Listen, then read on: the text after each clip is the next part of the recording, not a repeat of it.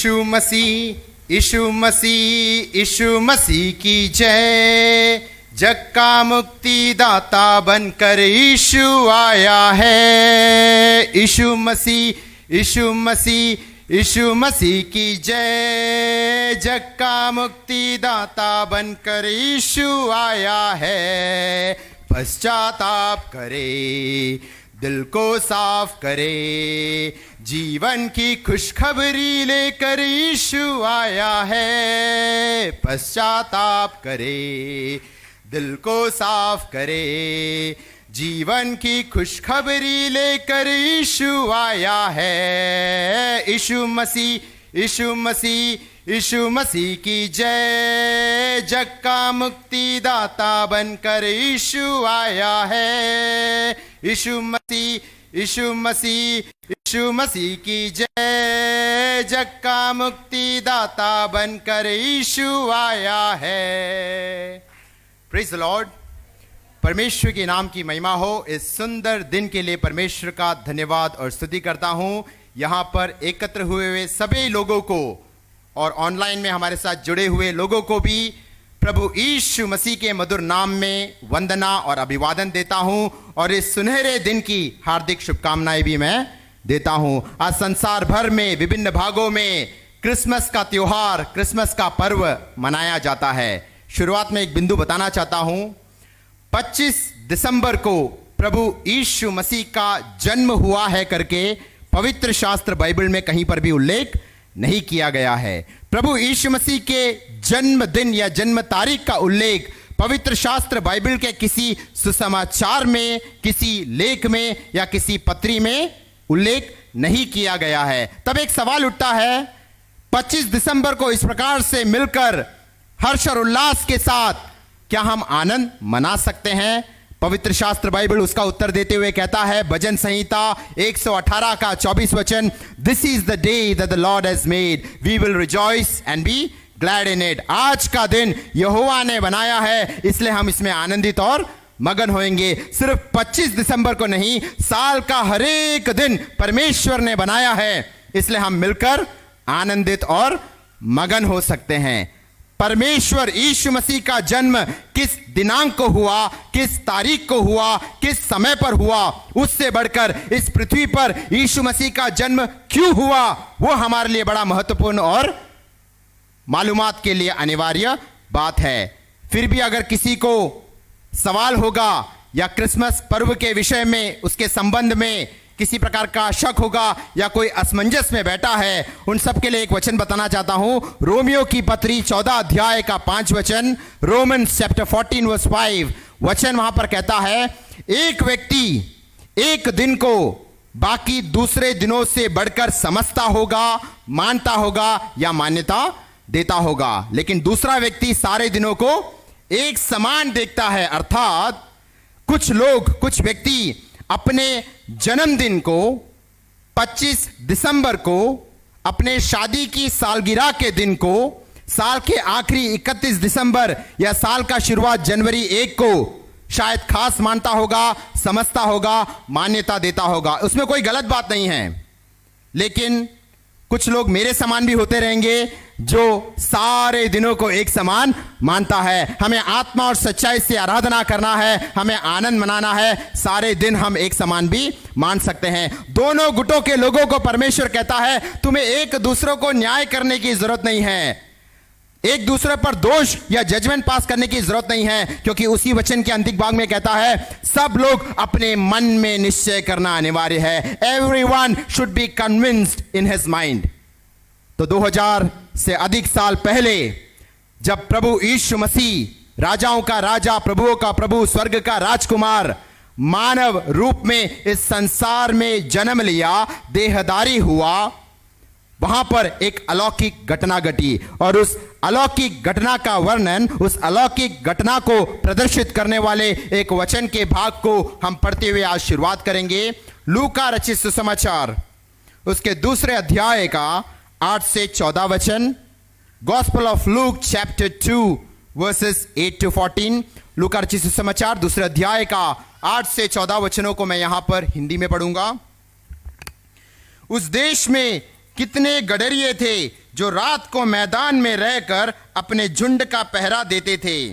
और प्रभु का एक दूत, स्वर्ग का फरिश्ता अर्थात एंजल, उनके पास आ खड़ा हुआ और प्रभु का तेज उनके चारों ओर चमका और वे बहुत डर गए। तब स्वर्गदूत ने उनसे कहा, मत डरो, क्योंकि देखो मैं तुम्हें बड़े आनंद का सुसमाचार सुनाता हूं जो सब लोगों के लिए होगा, कि आज दाऊद के नगर में तुम्हारे लिए एक उद्धार करता जन्मा है और यही मसीह प्रभु है। और इसका तुम्हारे लिए यह पता है कि तुम एक बालक को कपड़े में लिपटा हुआ और चरनी में पड़ा हुआ पाओगे। तब एकाएक उस स्वर्गदूत के साथ स्वर्गदूतों के एक दल ने परमेश्वर की स्तुति करते हुए और यह कहते दिखाई दिया, आकाश में परमेश्वर की महिमा हो और पृथ्वी पर उन मनुष्यों में जिनसे वो प्रसन्न होता है शांति हो। इस अनोखे वचन के भाग में उस अलौकिक घटना का ब्यौरा देते हुए स्वर्ग का फरिश्ता, स्वर्ग का दूत पहले क्रिसमस का संदेश लेकर प्रभु यीशु मसीह का संदेश लेकर आता है। प्रभु यीशु मसीह का संदेश क्या है? वो एक शुभ संदेश है, वो एक अच्छा संदेश है, वो एक गुड न्यूज, सुसमाचार है। संसार में बैड न्यूज भरकर पड़ा है। समाचार पत्रों को देखोगे, टेलीविजन चैनल्स में न्यूज पे देखोगे, आतंकवादी हमला हो रहा है, बॉम्ब ब्लास्ट हो रहा है, धर्म धर्म से युद्ध हो रहा है, राष्ट्र राष्ट्र के विरुद्ध खड़ा हो रहा है, जाति जाति के विरुद्ध खड़ा हो रहा है। वहां पर कोई अच्छा संदेश सुनने के लिए नहीं है। लेकिन पहला क्रिसमस अर्थात प्रभु यीशु मसीह के जन्म का ऐलान करते हुए जब स्वर्ग का फरिश्ता उतरा, वो एक शुभ संदेश, अच्छा समाचार लेकर उतरा। वो शुभ संदेश क्या है? प्रभु यीशु मसीह का सुसमाचार क्या है? ये वचन का भाग कहता है वो एक आनंद का सुसमाचार है, वो एक शांति का सुसमाचार है, वो एक आशा प्रदान करने वाला सुसमाचार है, वो उम्मीद को कायम करने वाला सुसमाचार है, वो एक उद्धार का सुसमाचार है और मनुष्यों में से भय की मुक्ति का सुसमाचार है। और आज जब हम यहां पर मिलकर अच्छे गीतों को गाकर होठों से निकलने वाले सुतुरबी बलिदान के द्वारा परमेश्वर की जय जयकार और महिमा करते हैं और परमेश्वर के उस सुसमाचार को, क्रिसमस के उस संदेश को सुनते हैं, सुनाते हैं, ग्रहण करते हैं, तो वो हमें आनंद प्रदान करता है। हमारे जीवन में शांति, उम्मीद, आशा, उद्धार और भय मुक्ति का कारण वो बन जाएगा। तो हमें अपना जीवन परख कर देखना है। यीशु मसीह के जन्म के लगभग 700 साढ़े 700 साल पहले भविष्यवक्ता यशायाह ने इस प्रकार से कहा। यशायाह नबी की किताब उसके 7 अध्याय का 14 वचन में वहां पर कहता है, एक कुंवारी वर्जिन गर्भवती होगी और वो एक पुत्र को जनेगी और उसका नाम इम्मानुएल कहलाया जाएगा। और यही बात जब स्वर्ग का फरिश्ता यीशु की माता मरियम के मंगेतर यूसुफ के सामने प्रकट होता है, यशायाह नबी के इसी वचन को कहते हुए कहता है मत्ती 1:23 में, उसका नाम इम्मानुएल कहलाया जाएगा। इम्मानुएल का अर्थ है गॉड विद अस, परमेश्वर हमारे साथ है। आज हम जिन प्रतिकूल और विपरीत परिस्थितियों से होकर गुजर रहे हैं, हमारा शहर, हमारा राज्य, हमारा राष्ट्र और यह संपूर्ण संसार कोविड-19 पैंडेमिक, इस महामारी और आपदा से होकर जब गुजर रहा है, अगर हम हमारे आस पड़ोस में देखेंगे तो बहुत से लोगों ने अपने चाहने वालों को खो दिया, बहुत से लोगों ने अपने परिवार के सदस्यों को खो दिया। अर्थव्यवस्था चरमराई अवस्था में है, डगमगाई अवस्था में है। बहुत सारे लोगों का व्यवसाय, काम, धंधा बंद हो गया, नष्ट हो गया। पिछले दिनों में 50 साल से उम्र से ज्यादा एक विश्वासी अंकल ने कॉल करके प्रार्थना का निवेदन देते हुए कहा, मैं सालों साल पहले विदेश में आया था, वहां पर एक एयरवेज की कंपनी में बहुत अच्छा पगार का एक नौकरी करता था। मैंने अपनी पत्नी को, दोनों बच्चों को भी यहां पर पढ़ाई के लिए लाया। रातों रात अचानक मुझे संदेश मिलता है कंपनी ने इस पैंडेमिक की जो आपदा के कारण लोगों को, एम्प्लॉयज को टर्मिनेट करने का ऑर्डर दिया है और उसमें मेरा नाम भी है। अपना बोरिया बिस्तर बांधकर, अपना सब कुछ बांधकर मुझे अपने देश वापस जाना है। तो जब संसार बड़ी आर्थिक संकट की ओर बढ़ रहा है, दर्दनाक और भयानक अवस्था से होकर गुजर रहा है, तब आशा का, उम्मीद का ज्योति का संदेश देने वाला है प्रभु यीशु मसीह का वचन। यीशु मसीह का नाम वहां पर क्या कहलाया जाएगा? इम्मानुएल, परमेश्वर हमारे साथ है। जिन्होंने अपने परिवार के सदस्यों को खोया, जो दुख वेदना में है, हताशा निराशा की अवस्था में है, उनके लिए आशा का किरण है क्रिसमस का संदेश।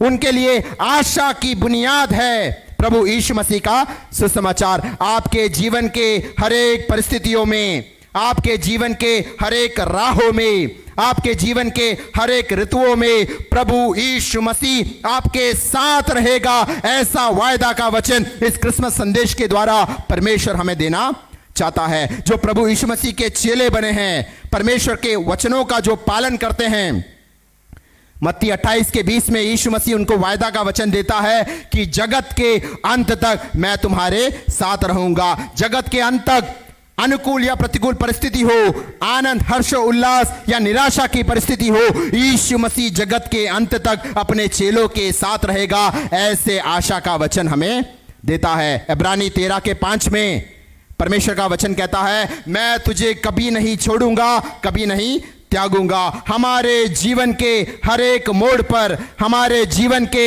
हर एक परिस्थितियों में हमारे साथ रहकर हमें सांत्वना देने वाला, हमें दिलासा देने वाला, हमें हियाव देने वाला, हमें उत्तेजना एनकरेजमेंट देने वाला परमेश्वर है। इसलिए हमें परमेश्वर का धन्यवाद और स्तुति करते रहना चाहिए। तो क्रिसमस का एक संदेश हम कह सकते हैं, परमेश्वर सदैव हमारे साथ रहता है, ऐसा वायदा देने वाला यीशु मसीह के उपस्थिति में हम उसकी महिमा करते हैं। दूसरा संदेश क्या है? यहां पर कहता है, दाऊद के नगर में तुम्हारे लिए एक उद्धारकर्ता जन्मा है।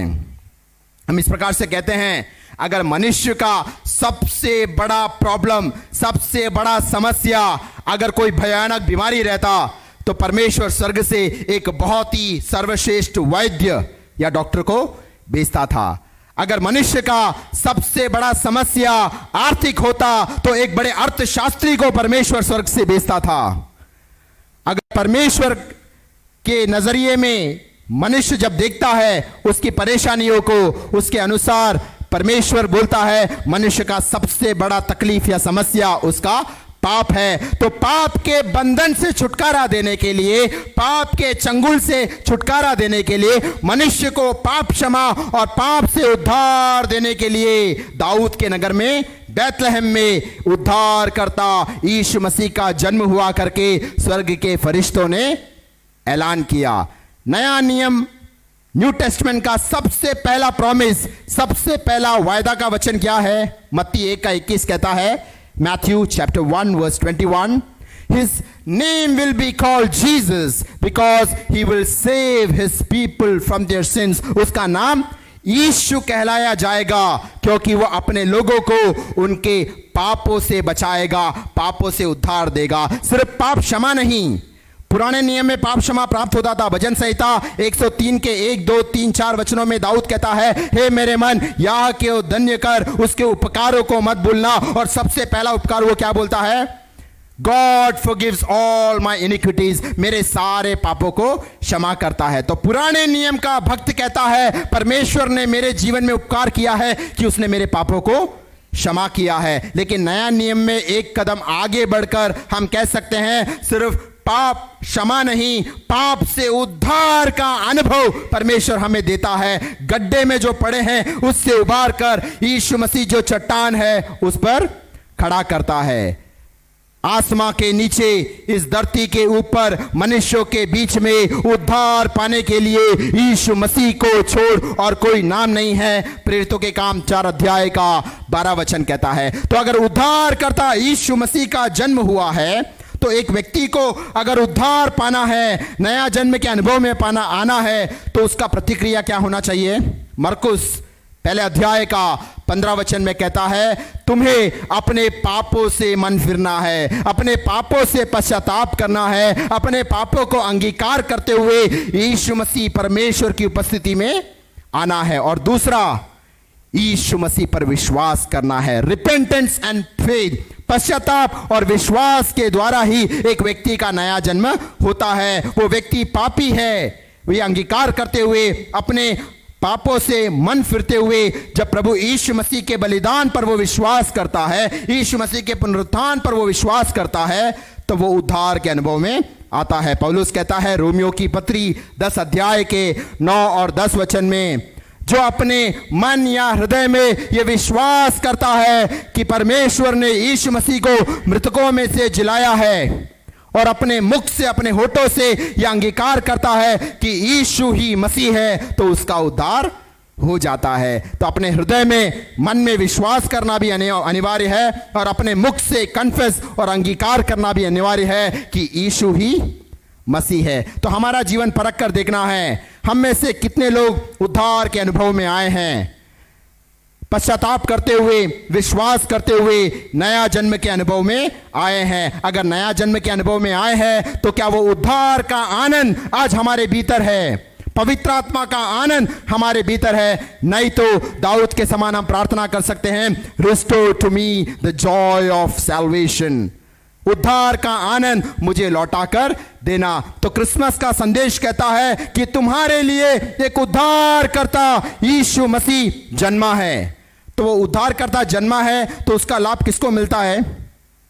सर्वश्रेष्ठ जो प्रभु का दास, one of the greatest evangelist the world has ever known, Billy Graham, उसके पास एक नास्तिक व्यक्ति, एथियस्ट व्यक्ति ने आकर इस प्रकार से पूछा, आप इतने शहरों में, इतने राज्यों में, इतने देशों में जाकर यीशु मसीह का शुभ संदेश समाचार सुनाते हो, फिर भी इतने सारे लोग पापी अवस्था में क्यों पाए जाते हैं?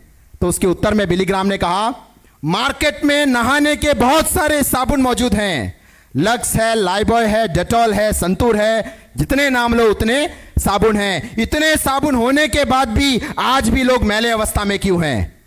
क्योंकि सिर्फ मार्केट में होने से काम नहीं बनता, उसको लेकर अपने शरीर पर जो उपयोग करता है वो साफ सुथरा अवस्था में होता है। यीशु मसीह उद्धारकर्ता के रीति से जन्मा, आपके और मेरे पापों के खातिर वो काल्वरी क्रूस पर बलिदान हुआ।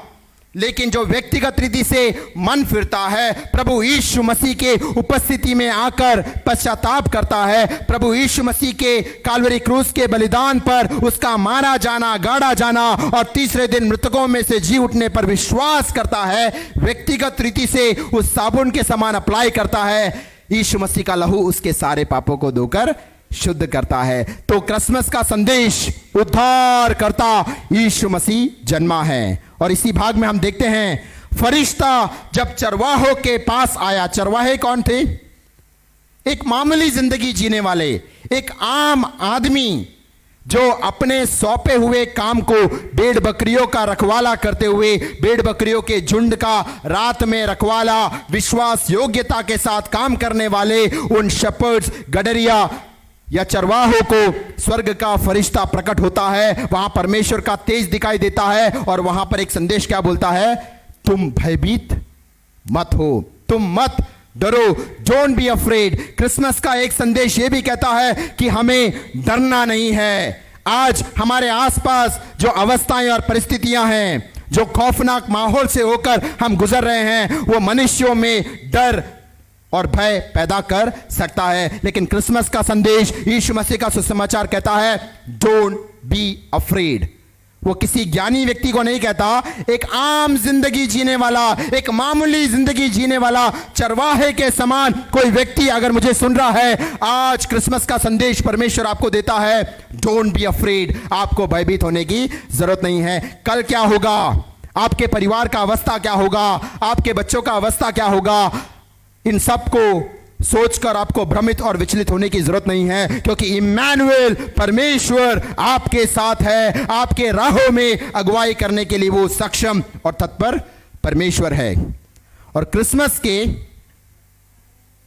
लगभग 16 महीने पहले लूका रचित सुसमाचार उसके पहले अध्याय का 5 से 13 वचनों में एक बूढ़ा, उम्र में बड़ा एक बुजुर्ग, याजक की सेवकाई करने वाला जकरिया को स्वर्गदूत, स्वर्ग का फरिश्ता प्रकट होकर यही संदेश वहां पर देता है, तू मत डर, डोंट बी अफ्रेड, तुझे भयभीत होने की जरूरत नहीं है। उस भाग को हम देखते हैं, वो धर्मी व्यक्ति थे जकरिया और उसकी पत्नी एलिशबा, एलिजाबेथ, परमेश्वर के वचनों का पालन करने वाले थे, परमेश्वर की उपस्थिति में धूप चढ़ाने के लिए अर्थात प्रार्थना करने के लिए वो आए थे, लेकिन उनके जीवन में कमी घटी था।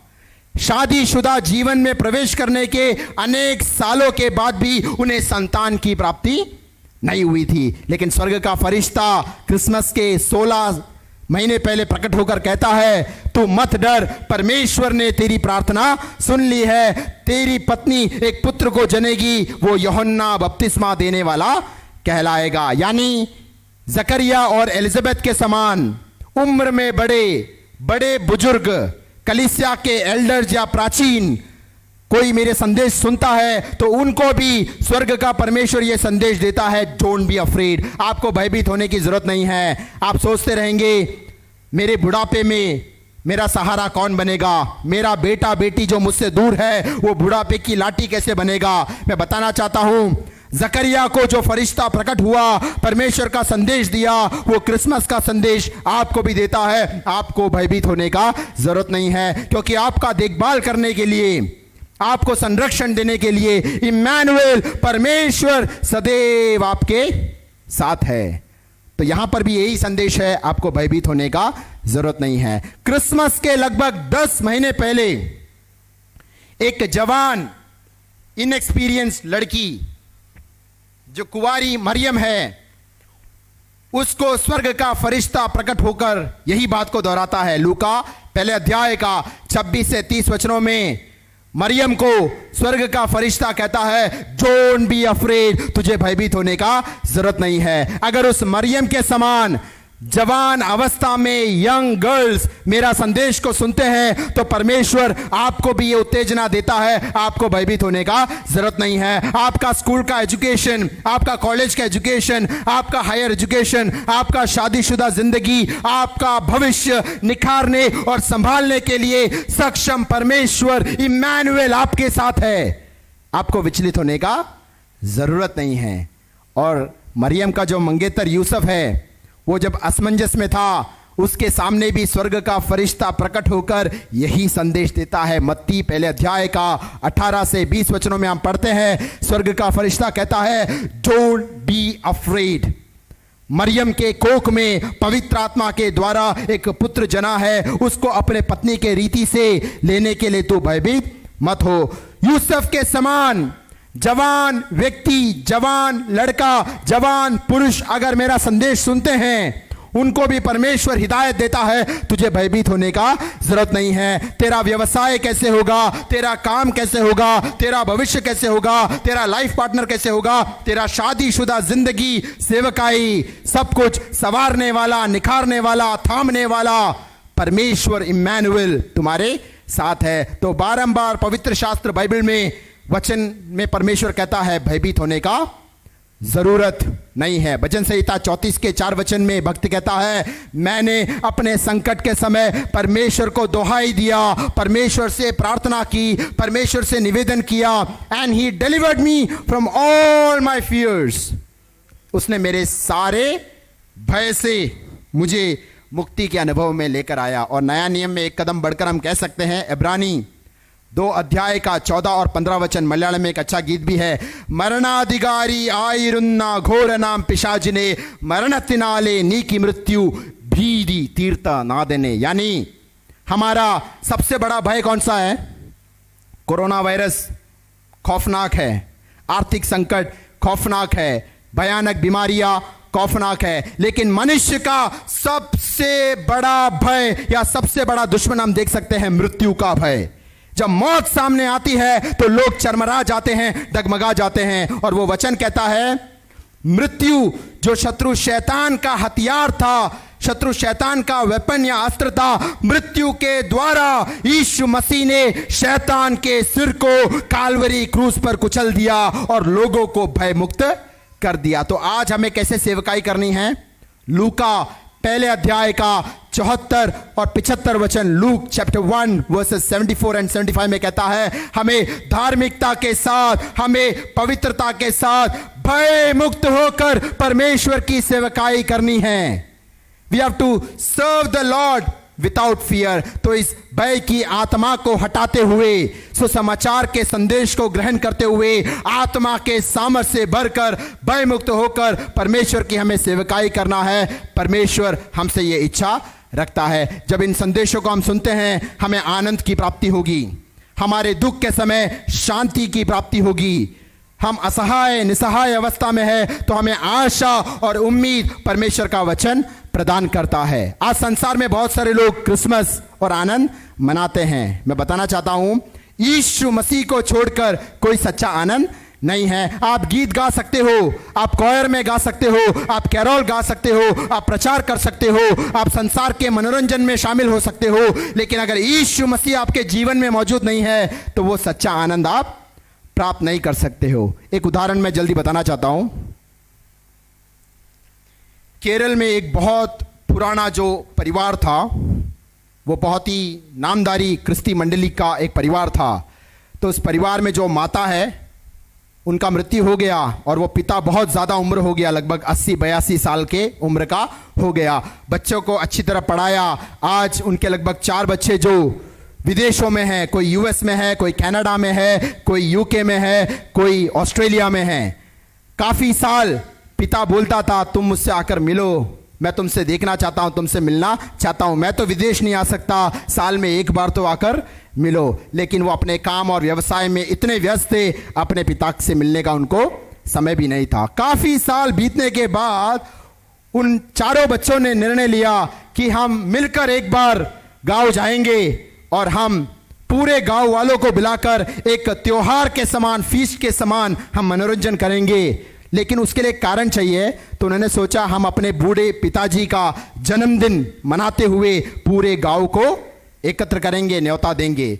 तो वो पिता का बर्थडे क्या है, कब है, किसी को नहीं मालूम, इसलिए उन्होंने खुद निर्धारित कर दिया, फलाना फलाना तारीख को, फलाना फलाना महीने को हमारे पिताजी का जन्मदिन हम मनाने वाले हैं। तो विदेश से परिवार समेत बच्चे लोग उस घर पर आए, उस हवेली को शानदार रोशन किया। जन्मदिन के लिए, त्योहार के लिए गांव वालों को, प्रधानों को, नेताओं को, शासकों को न्योता दिया गया और सब लोग उस शाम को उस हवेली में पधारे।